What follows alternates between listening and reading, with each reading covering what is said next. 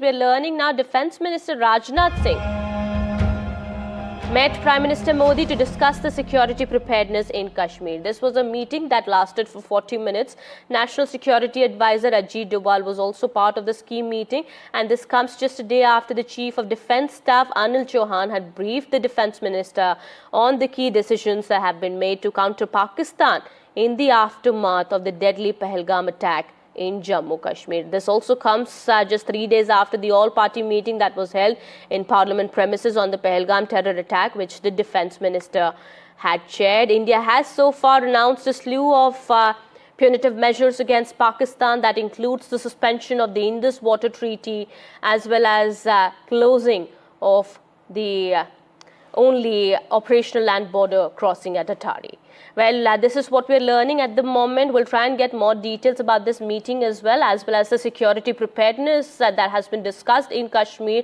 In this meeting, my colleague Shiv Arur is in Shopian. We understand he's been tracking the developments on the ground there. Shiv, this important meeting was it took place between Defence Minister and the Prime Minister, a 40-minute long meeting that took place, and the security preparedness in Kashmir was discussed.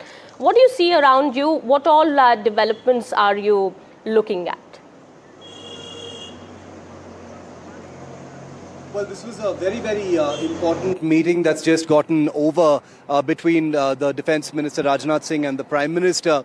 One can look at these meetings as routine, but in the circumstances of what happened in Pahalgam, what's happening right now on the line of control, the multi-pronged provocations that are continuing from Pakistan and the aftermath of the punitive measures that India has taken against that terror state, these meetings assume an enormous amount of outsized significance. The Defence Minister, remember, is the leader of the Defence Ministry and therefore controls the armed forces, and the security agencies that operate in Jammu and Kashmir as well.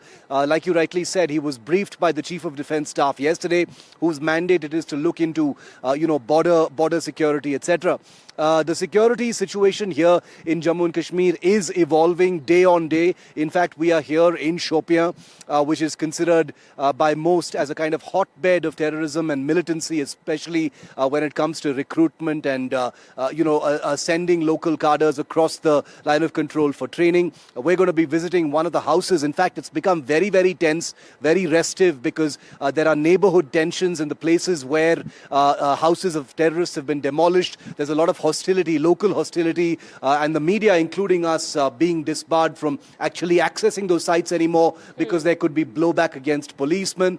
So all of these aspects are, go into the mix of, of preparedness and security, because even the smallest thing right now could have a lasting effect as far as the security of Jammu and Kashmir is concerned. And therefore, Raksha Mantri Rajnath Singh, who is apprised of all of these issues, will be taking all the top issues to discuss with the Prime Minister. That's what happened, I believe, at this 40-minute meeting. Well, these meetings, of course, assume a lot of significance. Prime Minister Modi also yesterday in his address in Mann Ki Baat had said that those who are the backers of terrorism, those who are behind the terror attack in Pahalgam will be facing the harshest response. And the whole world, of course, is standing with India in the fight against terrorism. All eyes, of course, will be on what action India will be taking next. Indeed, what that action is that India will take is only known to those who will push the proverbial button. It will obviously be a political decision, but all of these meetings you see now, starting from the Cabinet Committee on Security meeting last week, to the Army Chief visiting Srinagar a couple of days ago, to the meetings that we're talking about right now, all of them are to be in alignment with the directive principles that the Prime Minister put out on two occasions, once in a political speech in Bihar and then in his Mann Ki Baat, which leaves nothing to the imagination. It is about destroying terror mercilessly, ending terrorism once and for all. And this is something that assumes a great deal of importance, because remember, it is this government that has taken unprecedented, harsh, punitive measures against Pakistan in the recent past. In 2016, using the surgical strikes. In 2019, using the air bombings of a Jaish-e-Mohammed training facility in Balakot. And therefore, not only is there a great deal of pressure on this government, it's not going to act based on pressure and national mood. And it must be said there is a huge sort of national appetite for retribution right now. But that is not what guides the government. That is not what's going to guide the armed forces. It will be a measure that will be taken at a time and place of India's choosing. What we can all be reasonably sure of is that it's going to be something bigger perhaps than the two previous actions India has taken. So it's not uncommon and probably a good thing that nobody really knows what it's really going to be. There's an air of mystery around it, and that's the way it's going to play out. Absolutely. And through diplomatic channels, of course, India has made it clear that it's not going to cow down. And of course, we've taken a lot of stern actions against Pakistan diplomatically also, and here in India as well.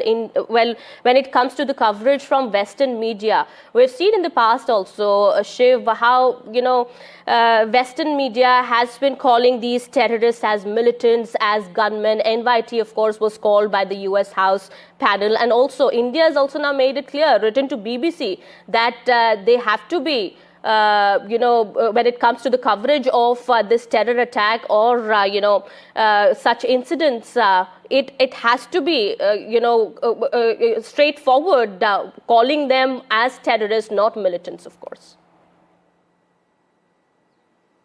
The hypocrisy and duplicity of Western media, when it comes to covering issues like Kashmir and terrorism against India, is a long historical tale. And I personally believe that, the Indian government or Indian agencies trying to get the BBCs or the Financial Times or the New York Times of the world to change their style books is a useless kind of exercise, because they're never going to do that. This is ultimately about certain forms of agenda. This is about certain hypocritical principles of their newsrooms that have been inbuilt over a long period of time, and it is beyond what we really require. I mean, it's silly to think that one would need the BBC's newsroom or the New York Times newsroom to be on your quote-unquote side, for missions of this kind. I understand the government's concerns about, trying to correct the narrative when it comes to the Western press, but I don't see that as making any real headway. Gunmen is what they're going to call them, unless it suits them and the people attacking innocent people are in those countries or countries that are sort of beneficial to that agenda. So expect that to continue. I think from the Indian side, the actions, are incremental, but they're building up to something larger. Today we had a news break about YouTube channels and, Pakistani guests who have now been disbarred from appearing on Indian channels. So all of these will add up perhaps to a larger punitive atmosphere against Pakistan.